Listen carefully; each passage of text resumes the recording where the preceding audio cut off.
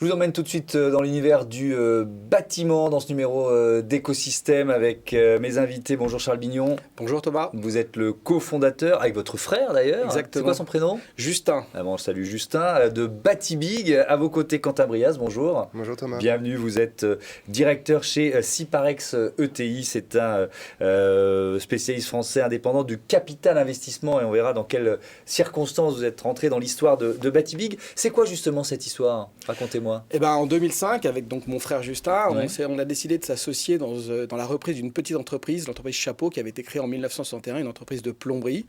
Et c'était une entreprise qui méritait d'être un peu modernisée, informatisée. Il manquait de process, comme souvent on reprochait à l'époque, c'était une entreprise de plomberie, aux entreprises du bâtiment, un peu tous les travers. Et on a décidé, nous, avec du bon sens, de réfléchir à une chose, c'est qu'est-ce que veulent les clients. Et donc on a voulu mettre du service client dans notre entreprise et de fil en aiguille, on s'est développé. Assez rapidement, on s'est rendu compte que la plomberie, ça n'allait pas suffire puisque nos clients en voulaient plus. Et donc, on a regardé un petit peu le marché et on s'est rendu compte qu'il y avait pas mal de gens qui décidaient de changer de vie ou de partir à la retraite puisqu'il y a pas mal d'entreprises de bâtiments, tout le monde en connaît une, et qui ne sont pas encore, le marché n'est pas encore consolidé. Ouais. Et donc, on a rencontré des cédants qui nous confiaient leur entreprise et c'est là notre force, c'est-à-dire qu'on sait à la fois structurer les entreprises traditionnelles et garder les noms des entreprises.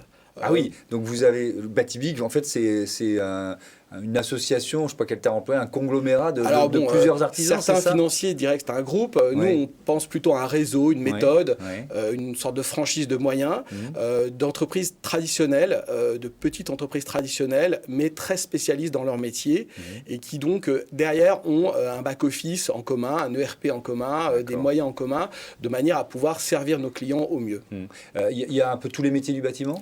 On a les principaux métiers du bâtiment dans la rénovation des bâtiments classiques, soit des travaux d'urgence qui représentent à peu près 60% de notre chiffre d'affaires, soit des travaux à plus long terme, je pense à la couverture, au ravalement, ou à l'étanchéité des terrasses.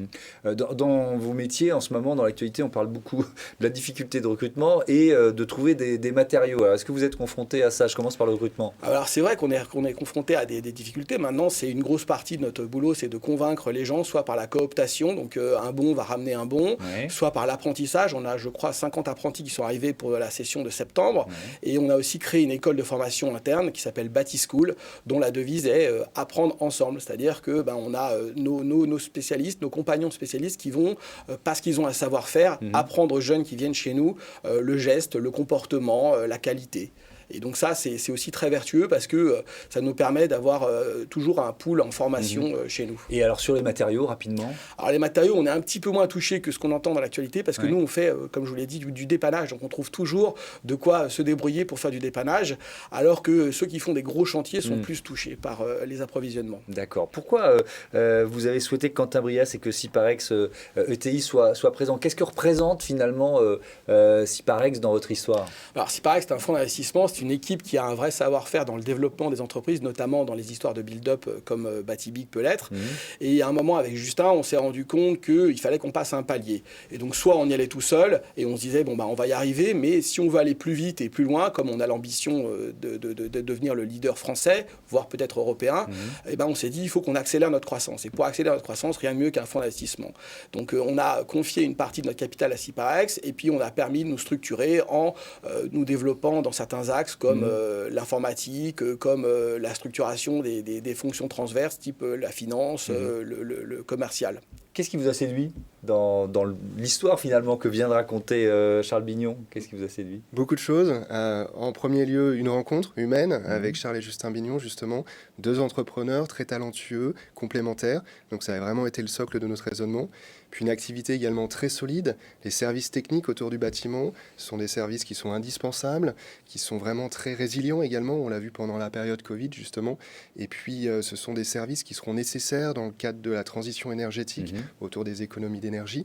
Et puis le modèle Batibig que citait justement Charles, autour d'une stratégie centrée autour du service client, autour de leur savoir-faire en matière d'acquisition et d'intégration des sociétés. Et puis un autre élément également important qui nous a séduit, c'est vraiment le côté entrepreneurial de cette société. Autour de Charles et Justin Bignon, il y a une collectivité, une dizaine d'associés qui sont actionnaires, minoritaires et qui au quotidien œuvrent pour faire développer la société Batibig. Donc ça, c'est le point de départ. Quel quel rôle vous jouez aujourd'hui? Vous accompagnez l'entreprise? Exactement. Une des ADN de Ciparex, c'est vraiment l'accompagnement des sociétés. Donc, c'est consacrer du temps et mettre à la disposition des sociétés la plateforme d'accompagnement qu'est Ciparex. Donc, quand on a investi il y a maintenant 18 mois au sein de Batibig, on a défini un certain nombre de chantiers prioritaires.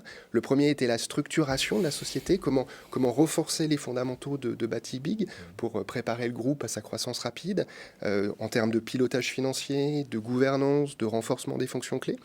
Un deuxième chantier a été la croissance externe, 14 acquisitions en 18 mois. La société a cru de plus 50% en 18 mois. Donc là, c'est mettre à disposition du groupe les réseaux de Ciparex. Nous avons 6 bureaux en région pour justement pouvoir identifier des cibles, les acquérir derrière et puis accompagner également dans l'intégration.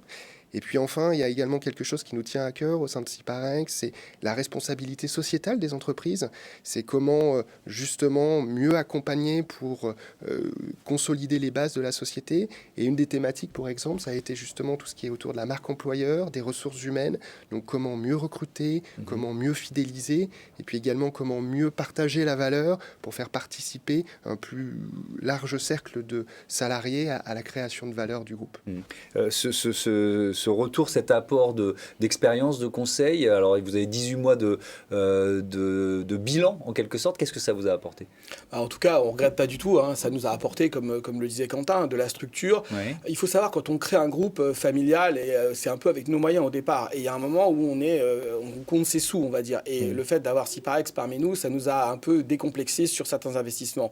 Et avec Justin et nos associés, on a compris que d'investir, en fait, c'était très intéressant parce que c'était ça qui nous permettait d'être le moteur de notre croissance. Ouais. Et parfois, quand on est un peu seul, on se dit, est-ce que vraiment ça vaut le coup? Et en fait, moi, je pense que si on veut accélérer, ça vaut vraiment le coup. Ouais. Et alors, comment ça se passe? Vous l'avez évoqué, mais quand vous rachetez une entreprise, alors parfois, ça peut être une personne qui s'arrête, qui part à la retraite. Comment vous associez? Parce que ils deviennent, pour certains d'entre eux, vos associés. Comment ça marche, ça? Alors, en fait, jusqu'à maintenant, souvent, les gens ont quitté l'entreprise, c'est comme ils partent à la retraite. Ouais. Il y a une période de transmission qui dure entre 6 mois et 2 ans, on va dire, pour qu'ils nous donnent un peu les clés de leur entreprise. Mais en général, on a, nous, des gens en interne qui sont formés et qui sont prêts à recevoir la structure qu'on rachète. Et donc, ils ont la méthode déjà, ils ont été formés. Et donc, à ce moment-là, les choses se font très naturellement en transmission. Et c'est ce qui rassure beaucoup les cédants, c'est-à-dire qu'ils savent qu'on l'a déjà fait, ils savent que ça va être assez soft, ils savent aussi qu'ils ont atteint un plafond de verre pour certains et qu'ils vont confier leur entreprise, dont parfois beaucoup portent leur nom, à des gens sérieux, puisque nous, on va garder le nom, on va garder les méthodes, on va garder l'âme des entreprises qu'on reprend. Merci beaucoup, c'était passionnant de découvrir Batibig. Et c'est la fin de cette émission, vous pouvez vous aussi y participer, écrivez-nous à l'adresse demain@apm.media. Salut.